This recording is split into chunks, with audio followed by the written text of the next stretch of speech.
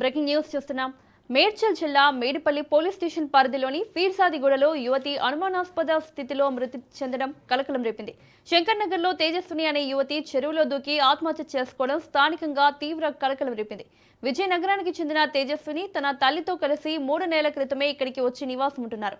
అయితే గత అర్ధరాత్రి ఎవరు ఊహించని విధంగా తేజస్విని నగ్నంగా బయటకు పరుగులు తీస్తూ స్థానిక బీరప్ప గుడిలోని విగ్రహాన్ని తీసుకుని వెళ్లి ఫీర్సాదిగూడ చెరువులో దూకేసింది. ఈ దృశ్యాలు సమీపంలోని సీసీటీవీ కెమెరాలో రికార్డయ్యాయి. తీవ్ర మానసిక ఆందోళన కారణంగానే ఆమె ఈ ఘాతుకానికి పాల్పడి ఉంటుందని స్థానికులు అనుమానిస్తున్నారు. కేసు నమోదు చేసుకున్న మేడిపల్లి సీఐ జలంధర్ రెడ్డి ఘటనపై దర్యాప్తు కొనసాగిస్తున్నారు.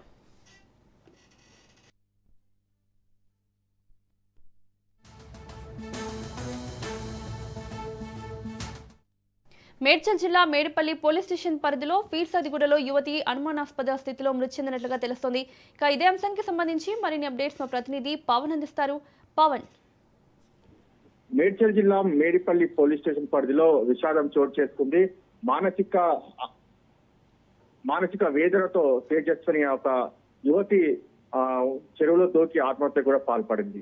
అయితే ఇదంతా కూడా నిన్న అర్ధరాత్రి కూడా చోటు చేసుకుంది. అయితే విజయనగరం చెందిన తేజస్విని ఒక ఇల్లు కిరాయి తీసుకొని ఉంటుంది ఆమె తల్లితో పాటు. అయితే నిన్న రాత్రి ఏం జరిగిందో తెలియదు కానీ ఆమె ఇంట్లో నుంచి కూడా అరుపులు వేస్తూ నగ్నంగా వచ్చి బయటకి పరుగులతో ఒక చెరువులో దూకి ఆత్మహత్య కూడా పాల్పడింది. అయితే దీనికి సంబంధించి పోలీసులు కేసు కూడా నమోదు చేస్తారు. నమోదు చేసి ఇన్వెస్టిగేషన్ చేస్తారు.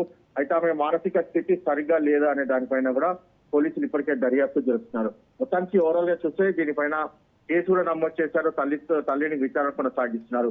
అయితే వీరికి సంబంధించి ఆమెకి ఎప్పటి నుంచి ఒక మానసిక వ్యవస్థ బాలేదు, ఆమె మానసిక రోగిగా దీనికి సంబంధించి ఇప్పుడు తల్లి కూడా చెప్తున్న పరిస్థితి అనిపిస్తుంది. అయితే ఎందుకు ఇంట్లో నుంచి అరుపులతో బయటకు వచ్చిందనే దానిపైన కూడా కొంత క్లారిటీ రావాల్సి ఉందని చెప్పి కూడా పోలీసులు చెప్తున్నారు. అయితే పోస్ట్ మార్టం నిమిత్తము ఇప్పటికే గాంధీ ఆసుపత్రి కూడా తరలించారు. అయితే ఈ నేపథ్యంలో చూస్తే మాత్రము పూర్తిగా ఇందులో ఆమె మానసిక స్థితి బాలేదా లేకపోతే ఎవరైనా ఆమె పైన అఘాయిత్యానికి పాల్పడ్డా అనే దానిపైన కూడా విచారణ కొనసాగిస్తున్నామని చెప్పి పోలీసులు అంటున్నారు.